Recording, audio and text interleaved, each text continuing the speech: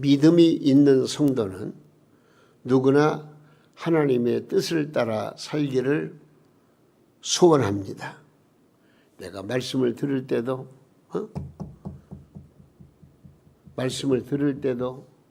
내가 하나님 앞에 간절히 기도할 때도 내가 믿음으로 또 하나님의 교회를 중심해서 봉사할 때도 주님께서 원하시는 뜻대로 살기를 원합니다라는 그런 믿음으로 나가는 게 진정한 기독교인이에요.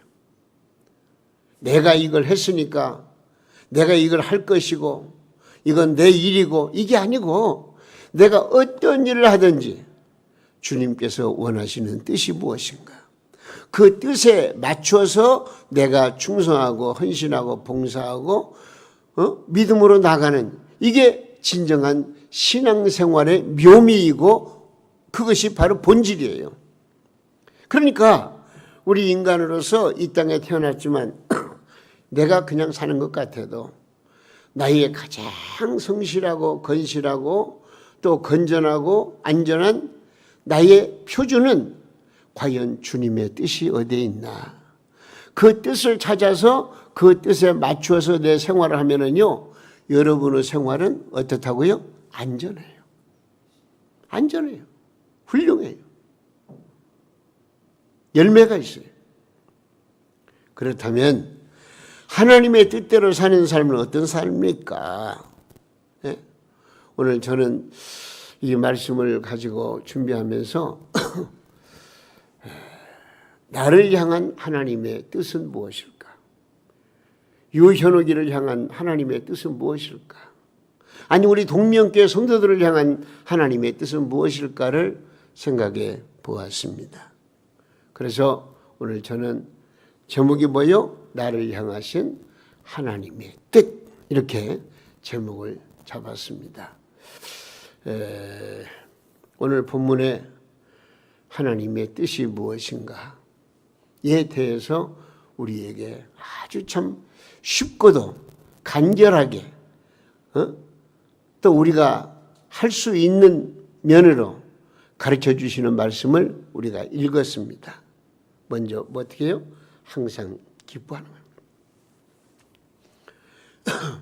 쉬지 말고 기도하는 거예요. 범사에 감사. 오늘 말씀 끝이네. 이거요. 네. 하나님이 우리를 향한 뜻이 뭐라고요? 기뻐하고 기도하고 감사하는 거예요.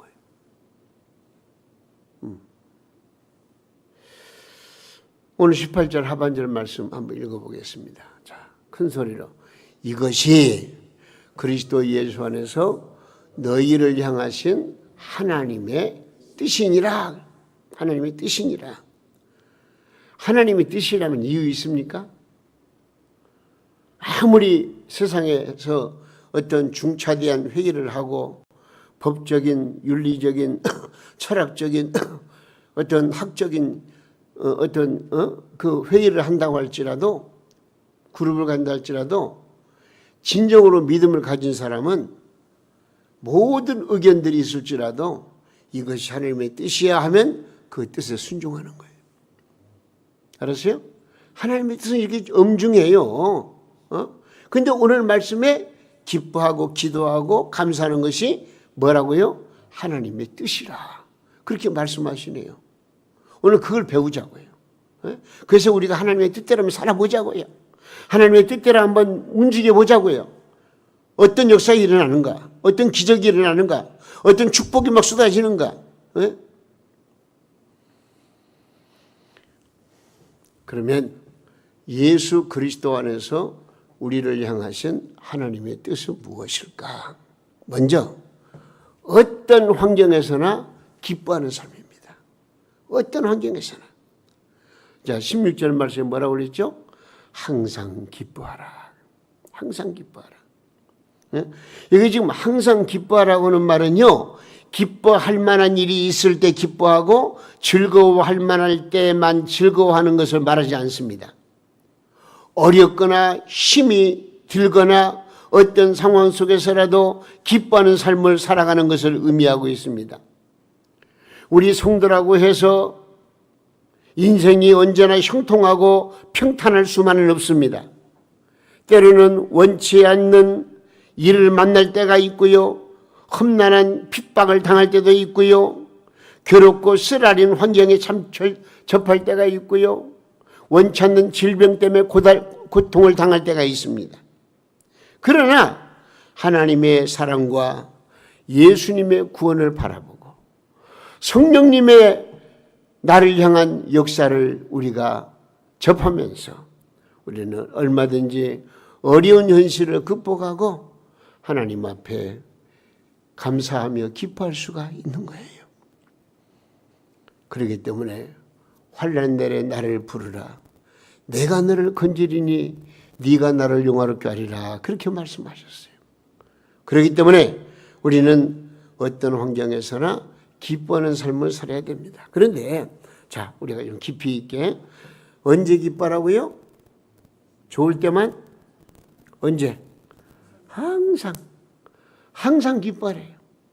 근데 그 기뻐하라고 하는 말은 헬라어로 어려운 말로 말하면 카이로라고 하는 말인데요. 거기에는 몇 가지 뜻이 있더라고요. 먼저 기뻐하라는 말은 유쾌하다 그런 뜻이 있어요. 기뻐하는 사람 마음이 유쾌해지는 거예요. 아니, 마음에 유쾌함을 가지는 것이 기뻐하는 거예요. 그리고 또 한 가지는 은은히 행복하다 그런 뜻이 있더라고요. 여러분, 행복한 사람은 기쁜 사람이에요. 기쁨이 나의 육신의 행복을 만들어가는 엔돌핀이 되는 거예요.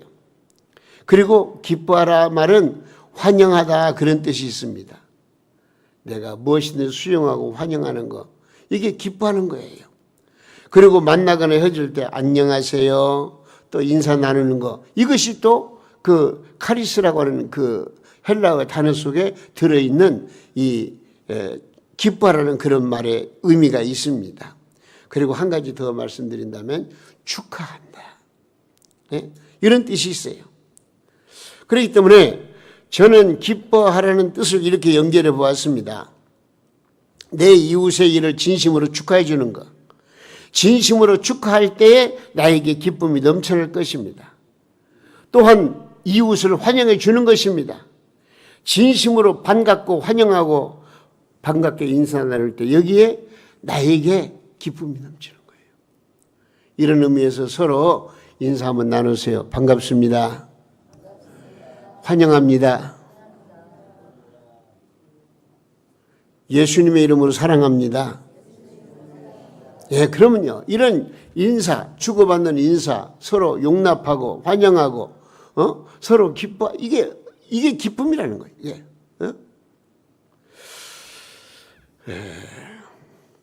이웃과의 인간관계가 풍부하고 이웃을 돕고 이웃에게 베풀어 줄 때 우리의 삶의 기쁨은 배가 되지 않겠습니까?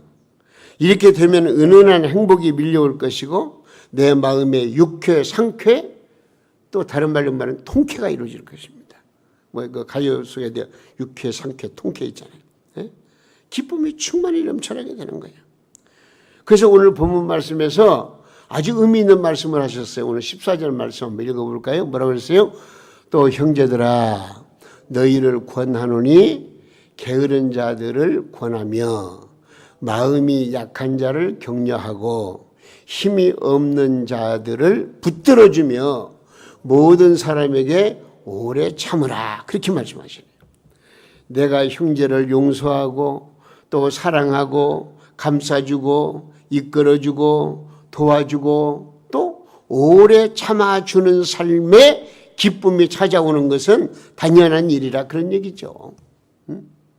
이런 베품의 삶도 아니면서 내게 기쁨이 온다? 이건 가짜예요. 자기 혼자 스스로 흥분해서 웃고 끝나는 것이지 진정한 기쁨이 밀려오는 것은 무엇인가 나 아닌 다른 사람에게 유익을 주고 다른 사람에게 사랑을 베풀고 품고 안아주고 함께 뜻을 공유하는 그런 가운데서 진정한 기쁨의 역사가 일어나게 되어지는 거예요. 여러분, 이것이 바로 우리가 항상 기뻐하며 사는 법입니다. 항상 기뻐하라는 말씀은 이런 의미가 있어요. 따라서 보세요. 고난 속에서도 환난 속에서도 기뻐하자. 그런 의미가 있어요. 예? 이는 세상적으로 이해할 수 없는 신비입니다. 생각해 보세요. 두 눈에서는 회개의 눈물이 흐르면서도 가슴 깊은 곳에서는 기쁨이 샘솟고 내 영혼의 평화가 넘쳐나는 것을 여러분 체험해 보셨습니까? 아마 체험하신 분들 많이 있을 거예요. 내 가슴을 치면서 하나님 앞에 기도하면서도 왠지 모르게 내 마음 한구석에서 기쁨이 넘쳐나고 감사가 넘쳐나고 은혜가 넘쳐나는 그런 과정을 여러분들이 경험해야 돼요. 믿는 성도라면 그런 경험 속에서 내 신앙이 성장이 되고 성숙이 되고 하나님과 더 밀접하게 가까워지고 하나님의 은혜를 충만히 받을 수가 있는 거예요. 신비한 은혜의 현상입니다. 내가 말로는 표현을 설명할 수가 없는 그런 아주 신기에 가까운 그런 현상들이 우리 성도들이 믿음 생활하면서 만날 수 있고 깨달을 수 있고 접촉할 수 있고 느낄 수 있고 감사할 수 있는 거예요. 그러므로 바울 사도 같은 분들은 어떻습니까? 빌립보 감옥에 갇혀 있으면서도 기뻐했어요. 로마 감옥에 갇혀 있으면서도 기뻐했어요. 그러면서 너희는 기뻐하라. 내가 다시 말하노니 항상 기뻐하라. 기뻐하래요. 네.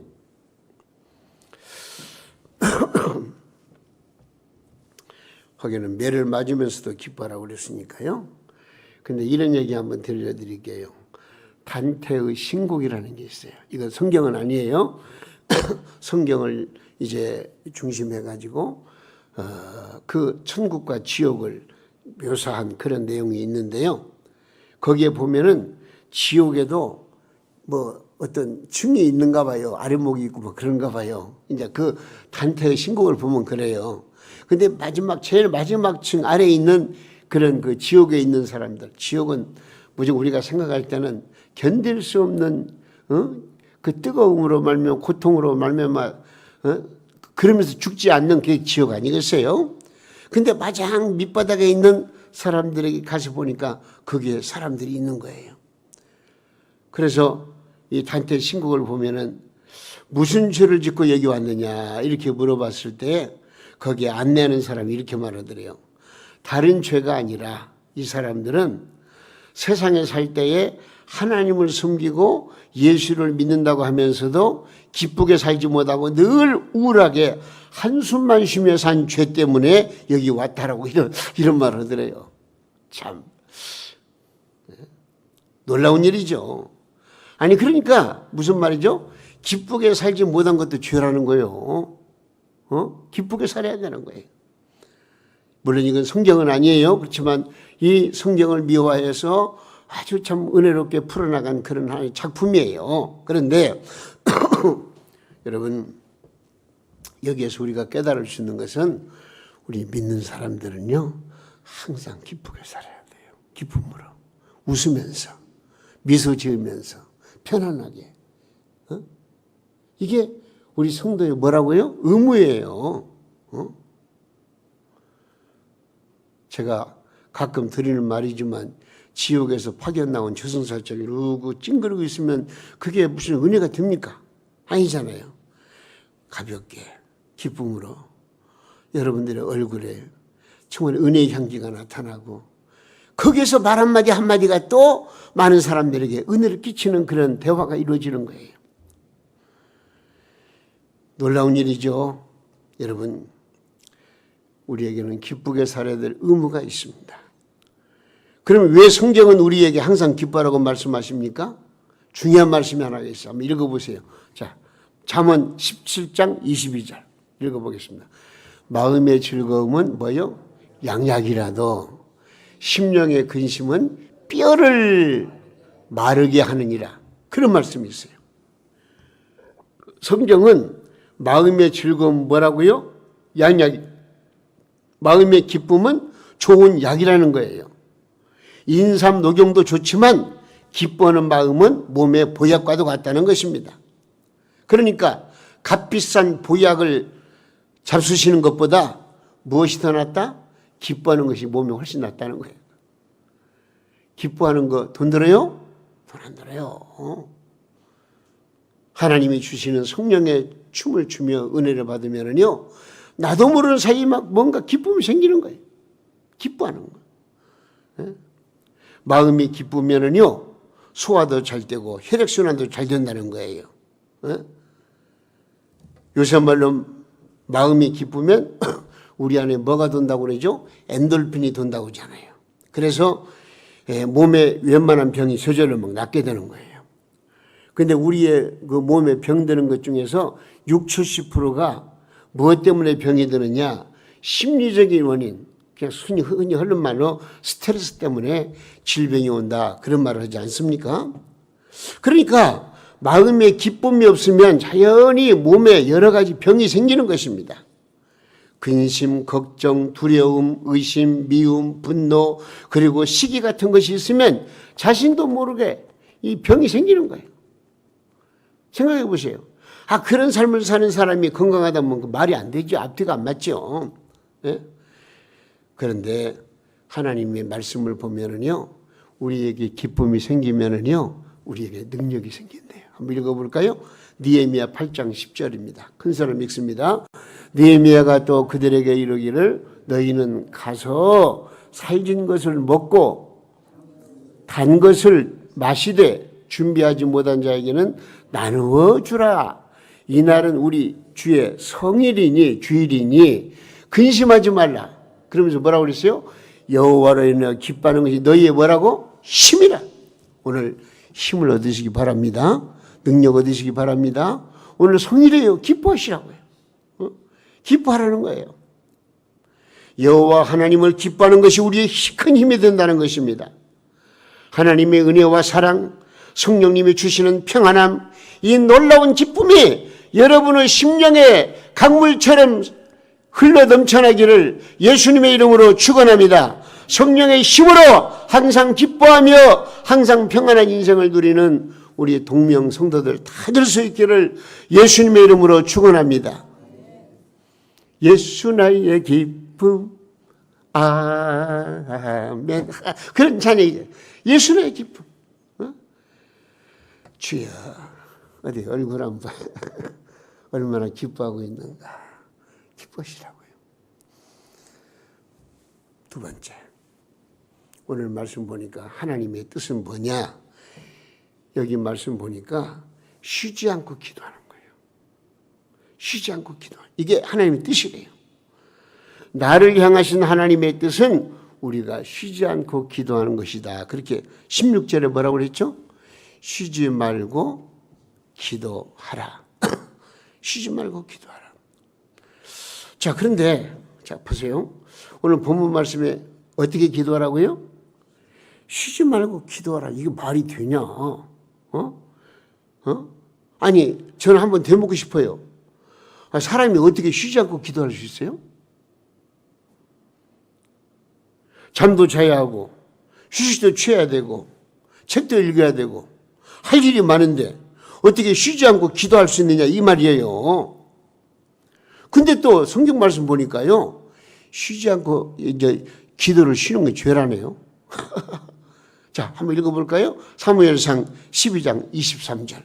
나는 너희를 위하여 기도하기를 쉬는 죄를 여호와 앞에 결탄코 범하지 아니하고, 그런 말씀이 나와요. 기도하기를 쉬는 죄를 여호와 앞에 범치 않겠다는 것이 바로 사무엘의 고백이에요. 예? 생각해 보세요. 한마디로 말하면 기도를 쉬는 것이 뭐라고요? 죄가 된다네요. 그럼 어떻게 하라는 거예요? 어떻게 하라는 거예요? 그렇다는 말입니다. 저기 사무엘 선지자는 어떻게 기도하는 것을 쉬지 않을 수 있었을까요? 과연 이것이 가능할까요? 물론 오늘 이 시간에는 하나님 앞에 예배드리는 시간이니까 다 기도하는 마음이 있으니까 지금 기도한다 쳐요. 그렇지만 우리가 잠잘 때 어떻게 기도해요? 우리가 운전할 때, 우리가 직장 나갈 때, 우리가 가사 일을 볼 때 어떻게 기도만 하고 있지 않그 말이에요. 왜? 어떻게 그렇게 할 수 있느냐 그 말이에요. 그러나 이 말씀을 문자적으로 쉬지 말고 기도하라, 이것만 딱 따지면은요, 이건 오해가 소지가 있어요. 아니, 인생에 살면서 기도만 하고 있으면 어떻게 인생의 삶을 엮어나갈 수 있겠어요? 그 말이 안 되지 않아요? 여기서 말씀하고 있는 것은요, 쉬지 않고 기도한다는 말은 항상 내 마음속에 하나님을 모시고 사는 거예요. 응? 하나님을 의지하고 사는 거예요. 하나님의 뜻을 구하고 사는 거예요. 이게 기도하는 삶이에요. 그걸 아셔야 돼요. 여기 24시간 입술을 열어가지고 기도하라 그런 말이 아니에요. 하나님을 계속해서 의지하는 자세 또는 기도하는 마음으로 하나님께 가까이 나가는 마음가짐을 의미하고 있는 거예요. 물론 참 밤에 잠을 안 자고 기도할 수도 있어요. 오늘 새벽 예배 참여하신 분들 설교 어떻게, 제 말씀 증언 어떻게 들으셨는가 모르겠어요. 오늘 제일 많이 나오셨더만. 어떻게 힘이 넘쳤어요, 안 넘쳤어요? 아, 대단했죠. 제가 볼 때도 어느 때보다도 막 그냥 시편 1편, 시편 150편 전체를 아우르는 그런 말씀을 전해요. 그래서 저는 어젯밤에 철야했어요. 잠 안 잤어요. 그래도 힘이 넘치더라고요. 그때가 없어요. 지금 제가 뭐 이제 아침에 잠깐 시들었습니다만 한 2시간. 근데 힘이 넘쳐요. 물론 이렇게 기도하라는 건 아니에요. 여기 지금 쉬지 말고 기도하라는 것은 이런 때도 있지만, 그러나 마음 중심에 하나님을 모시고 하나님을 의지하고 하나님의 뜻을 구하며 살아가면 이것이 뭐라고요? 기도예요, 기도. 그걸 아셔야 돼요. 자, 야고보 4장 8절 읽습니다. 뭐라고 그랬어요? 하나님을 가까이 하라. 그리하면 너희를 가까이 하시리라. 언제나 하나님을 내 중심에 모시고 또 기도하는 시간을 만들고 늘 하나님과 교제하며 살려는 그런 믿음을 우리에게 요구하시는 거예요. 저는 오늘 새벽에 그런 말씀도 전했어요. 아이고, 우리 교회 다른 날은 몰라도 주일날 새벽만은 우리 장로님들, 권사님들 좀 선거서, 집사님 한 분도 오늘 새벽에 나오셨더라고요. 선거서 내가 다른 날은 몰라도 주일 새벽은 나가야지. 억지로 말고 자원하는 마음으로 나와서 하나님 앞에 함께 기도하고 어울리고 말씀으로 은혜 받고 또 거룩한 주일 새벽부터 저녁까지 지킨, 이게 얼마나 좋은 일, 성일이니까. 물론 기도에는 여러 종류가 있습니다. 통성 기도가 있고요, 조용한 기도가 있고요, 묵상 기도가 있고요, 금식 기도가 있고요, 철야 밤샘 기도가 있고요, 식사 여러 종류가 기도가 많이 있어요. 우리 동명교회는요, 그래도 새벽 예배가 좀 뭔가 그동안 35년 동안 그걸 변찮게 4시 50분에 시작해가지고 그 예배가 인도되니까, 그리고 마지막 예배 마치고 나서는 찬송과 반주기 막 크게 울리면은 그때 목사와 함께 뜨겁게 기도하는 거예요. 그 어떤 분들은 그 기도 시간이 지루한가 봐. 그럼 한 5분, 7분 정도 막 힘차게 반죽이 딱 줄여지면은 그때 얼마든지 시간 여유 있게 나가면 되는데, 그 어떤 분들은 막 그냥 목사가 막 큰 소리로 기도해도 그냥 나가버려. 그러면, 은혜 받은 증거가 있는가 할 정도로, 물론 시간에 쫓겨서 바로 나갈 수도 있어요. 예배 시간에 나갈 수도 있어요. 시간 늦게, 예배 늦게 인도하면 할 수 없이 시간 맞춰야 돼요. 그러나 그러지 않으면서도 우리는 기도 생활에 무엇인가 열정을 가지고 믿음으로 기도하셔야 되는 거예요. 중요한 것은 뭐냐? 마음에서 드리지는 기도를 해야 한다는 것이에요. 마음에도 없는 기도, 진실함이 없는 기도는 하나님 외면하시는 거예요. 이런 기도는 통성 기도도 소용없고 금식 기도도 소용이 없어요. 문제는 마음이에요. 내 마음만 하나님과 함께 할 수 있고 하나님을 의지할 수 있고 하나님께 맡길 수 있다면요, 그런 사람은 길을 거니면서 우리는 기도할 수 있고요, 자동차 안에서도 기도할 수 있고요, 사무실 안에서도 기도할 수 있고요, 설거지하면서도 기도할 수가 있고 청소하면서도 기도할 수가 있는 거예요. 성전에서 무릎 꿇고 하는 기도만이 기도가 아니라는 것을 여러분 아시기 바랍니다. 그렇다고 볼 때 우리는 잠을 자면서도 기도하는 마음으로 잠을 자드리세요. 꿈에도 소원은 늘 찬송하면서 주께도 나가기 원함 하는 심정으로 잠자에 드는 사람은요, 잠을 자면서 기도하고 있는 거예요. 기도하는 거예요. 네? 알았어요? 쉬지 말고 기도하는 의미를 알았죠? 우리 모두 쉬지 말고 기도하시기 바랍니다. 할 수 있어요. 네? 잘 배우고 실천하시기 바랍니다. 사랑하는 여러분, 여러분의 마음이 늘 항상 1년 365일 주님을 간절히 사모하며 쉬지 않고 기도하는 자녀가 되시기를 주님의 이름으로 축원합니다. 내 마음이 항상 주님을 향하고 주님을 의지하며 주님께 기도하는 마음으로 살아갈 때에 우리는 쉬지 않고 기도하는 성도가 될 수가 있는 거예요. 성령의 은혜로 기도의 영이 여러분의 심령에 가득 차기를 기도합니다. 비가 오나 눈이 오나 여러분의 마음이 주님을 향하여 간절히 기도하는 마음이 되기를 바랍니다. 이 마음으로 사는 성도 인생에 놀라운 그리스도의 은총의 충만이 넘친다는 것을 기억하시고, 우리 하나님의 뜻이 뭐라고요? 쉬지 말고 기도하는 거. 그리고 마지막으로 한 가지 더. 오늘 말씀 보니까요, 범사에 감사하래요. 모든 일에 감사하라는 거예요. 18절 말씀 뭐라고 그랬죠? 범사에 감사하라 그래요. 그러면서 이것이 그리스도 예수 안에서 너희를 향하신 하나님의 뜻이니라 그래요. 예? 우리를 향하신 하나님의 뜻은 쉬지 말고 기도하고 항상 기뻐하고 특별히 범사에 감사하는 것이라고 말씀해 주고 있습니다. 여러분, 그 한경직 목사님이 저술해 놓은 책을 읽어보니까요, 그 유명한 분 아니에요? 통합청 목사님인데 그 목사님이 이북 출신이거든요. 이북에서 이제 피난 나와가지고 서울에 머물게 되는데, 그때 당시에 지금 6.25 동란 때 북한 군대가 막 쳐들어오는 거예요. 그러니까 이제 서울에 있던 경성에 있던 이런 사람들이 좀 남쪽으로 밀려 내려가는 거예요. 그래서 이 목사님도 할 수 없이, 왜냐하면 그 당시에는 믿는 사람들을 더 죽이려고 했거든요. 또 지도자들을 막 그랬고. 근데 이 한경임 목사님도 다른 성도들과 함께 이제 남쪽으로 밀려오는 거예요. 남쪽으로. 그렇게 해서 한강을 건너가지고 수원까지 왔대요. 왔는데 사람들이 막 밀려가는데 그 중간에 어떤 사람들이 무슨 예복을 입고 서 있는 거 보니까 성공의 사람들이더래요.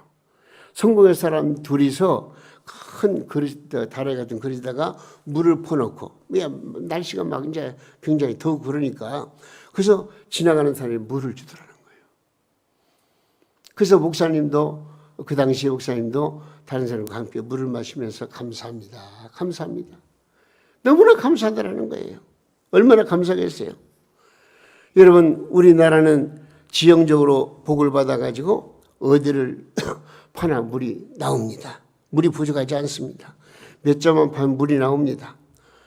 근데 여러분 생각해 보세요. 성도들로서 물을 마실 때마다 하나님 앞에 감사합니까? 음식을 먹을 때는 감사한다고 하지만 물 먹을 때마다 병아리도 물 먹을 때마다 감사한다는 그런 말이 있잖아요. 하늘을 보고. 여러분, 친구 중 하나가 산소호흡이 필요한데 누가 산소통을 하나 그저 제공했다고 합시다. 그러면 병든 친구는 그 고마움을 두고두고 간직할 것입니다. 그런데 여러분, 하나님께서 오늘 이 공간에도 넉넉한 공기를 주셔가지고 이렇게 호흡할 수 있고 참 자유롭게 활동할 수 있도록 만드신 하나님 앞에 여러분 공기에 대해서 감사한 일 있어요? 감사하고 있습니까? 감사할 것 찾으면 너무나 감사할 것이 많아요. 서울 오지에 전기가 들어오지, 시골 오지에 전기가 들어오지 않는 곳에 전기가 들어가서 개설되었다고 합시다. 저도 경험을 했어요. 74년도, 3년도 그때 제가 전라북도 진안군 봉황면 학동리 학골 가서 총각전사로 갔을 때요, 전기 안 들어왔어요. 집에서는 홀불 켰고요, 교회에서는 남포등 켰어요. 그리고 예배를 드리다가 나중에 전기가 들어왔어요. 그런데 여러분 무슨 말이냐면, 자, 이런 가운데에서 시골에 정기암 늦으면 시골 사람들이 막 관공서 찾아가서 감사하다고 막 그러는데 정말로 이렇게 백주 대낮 태양을 주시고 우리에게 밝음을 주셨는데 하나님 앞에 얼마나 감사하겠느냐 그 말씀 드리라는 거예요. 예? 여러분 범사에 감사하라는 말씀 속에는 범사라는 것은 모든 상황, 환경이라는 의미가 있어요. 다시 말씀드리면 내가 좋은 상황, 내 필요한 상황이 만족되었을 때만이 아니라 언제나 어떤 환경 속에서라도 하나님의 은혜, 감사하는 믿음을 갖지 않냐 그 말씀을 드리는 거예요. 여러분 작은 일에도 감사할 줄 모르는 사람이 큰 일에 감사하겠습니까? 내가 길을 걸어가면서 내 두 발로 걷게 하신 하나님께 감사해 보신 일 있습니까? 숨을 쉬고 사시면서 호흡할 수 있도록 하신 하나님께 감사한 일이 있으십니까? 우리는 범사에 감사해야 돼요. 오늘 이 시간도 여러분 특별히 하나님 앞에 감사하시기 바랍니다. 이렇게 좋은 환경에서 하나님 앞에 예배드리기 이게 이상 더 기쁨이 이상 더 좋은 일이 어디 있어요? 감사할 수밖에 없어요. 그래서 성경은 이렇게 말씀하십니다. 시편 50편 20절을 마지막으로 읽습니다. 자, 읽습니다. 감사로 제사를 드리는 자가 나를 어떻게 한다? 영화롭게 하나니 그의 행위를 옳게 하는 자에게 내가 하나님의 구원을 보이리라.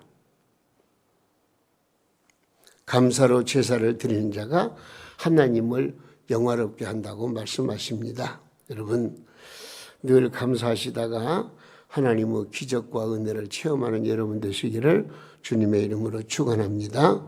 자, 마지막으로 짓습니다. 죄악에서 구원을 받은 여러분들이요 항상 기뻐하며 사시기를 주님의 이름으로 축원합니다. 응답해 주신 하나님께 쉬지 말고 기도하며 사시기 바랍니다. 나와 함께 하시며 복 주신 하나님께 늘 감사한 마음으로 살아가는 우리 동명 성도님들 다 될 수 있기를 주님의 이름으로 축원합니다. 하나님의 뜻을 이루며 살아가는 우리 동명 성도들의 가정과 모든 생업 위에 특별히 자녀들 위에 생명적 축복이 함께 하시기를 간절히 바라면서 우리 하나님 앞에 기도하겠습니다.